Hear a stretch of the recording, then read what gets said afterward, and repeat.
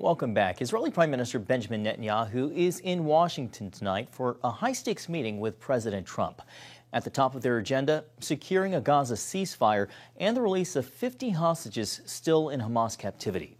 Before leaving Israel, Netanyahu made this vow before reporters.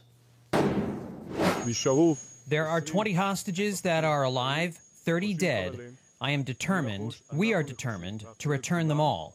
And we will also be determined to ensure that Gaza will no longer pose a threat to Israel. The meeting follows joint U.S.-Israeli airstrikes against Iran's nuclear program last month, and at a time when decisions in Washington could reshape the Middle East.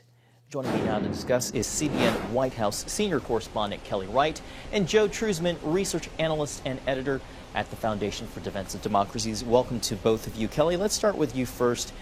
How is the White House framing this meeting between Netanyahu and President Trump, and how much pressure do you think President Trump is under to deliver a deal that both sides can live with? John, good evening to you. It's being framed as a very significant, important, pivotal meeting for both leaders. In terms of what kind of pressure President Trump is under, it does not appear that he's under the same weight of pressure that Bibi Netanyahu is under, being pushed by his people, by many of his people in Israel, to end the war now and bring the hostages home.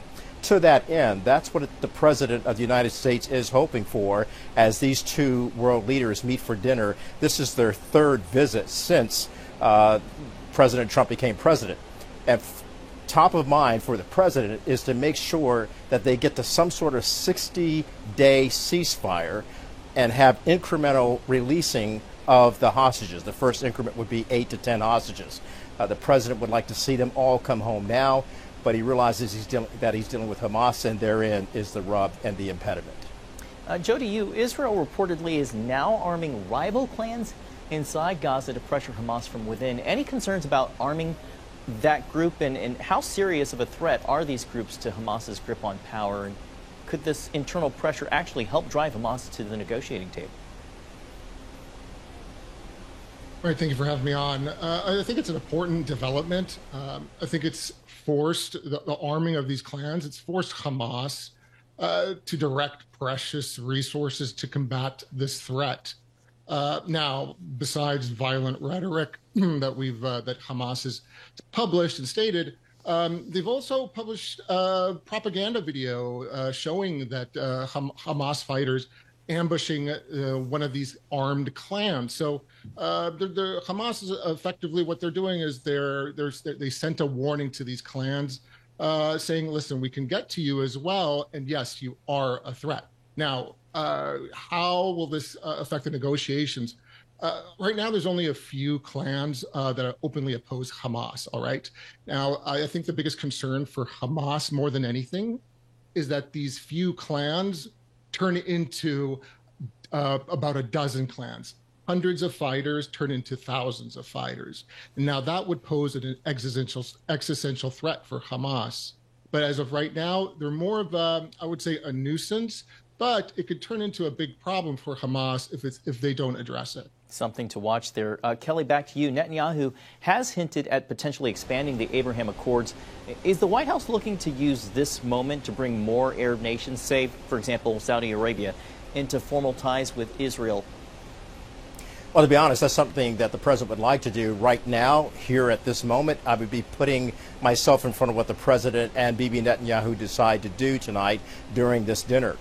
We pressed Caroline Leavitt, the White House press secretary, with stories and hypotheses like that, and she wouldn't budge on this in terms of what they're trying to seek in terms of Abraham Accords.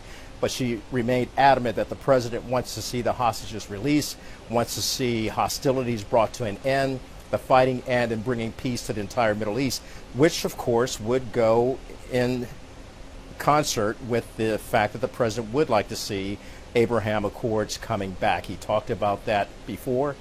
He'll likely talk about it again, but we do not know if that's on the table. It likely will be. Joe, we heard discussion years ago about Saudi Arabia potentially being one of the nations to join the accord. What would it take for Saudi Arabia to get on board?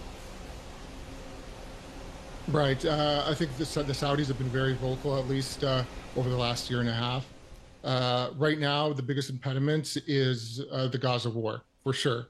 But also the Saudis want Israel to at least recognize a path for or a pathway for a Palestinian state. But we have to be honest with ourselves here. That can't happen without a ceasefire, a permanent war, a permanent end to the war. So I think this is what's on President Trump's agenda and Benjamin Netanyahu's agenda during these meetings this week. So there's a lot to see, but I think all of this is connected: the war, the ceasefire, the Abraham Accords, and of course the Iran nuclear deal as well. These are potentially big foreign policy wins for the Trump administration if he succeeds. You just mentioned Iran. I want to ask you, where do things stand right now as far as its nuclear program and how that's shaping Israel's regional strategy moving forward? Right. Even though it's been about a week and a half since the airstrikes that the United States, when they took out some of these nuclear sites, and of course the Israeli attacks, I think it's still a little bit early, all right, to understand what the damage what damage has occurred here. Now, I think the important thing, more than anything, is did the United States and has Israel compelled Iran to stop its ambitions from developing a nuclear weapon. Now, if it hasn't, I think the Israelis will continue their efforts to dismantle Iran's nuclear infrastructure. But I think the United States and, of course, Israel will give as much time as possible for negotiations to occur here, which hopefully will happen in the next weeks and coming months. But again, I think there's a lot up in the air about this. Kelly, we're going to leave our last question for you. With tensions rising over trade, President Trump has extended the deadline for his reciprocal tariffs to August 1st. He's also threatening new tariffs on Japan and South Korea. In about 30 seconds, what can you tell us about that? Bottom line, he wants people to come to the table, conduct manufacturing or jobs here or do trade here and do it in a fair trade, reciprocal way. He's given everybody until August 1st. If those states do not comply and countries do a deal with the United States, it will bounce back to April 2nd, which were the higher tariffs of 10 to 50% on all countries. And everyone will be watching. Kelly Wright and Joe Truzman, thank you to the both of you for your time and your insights tonight. Sure.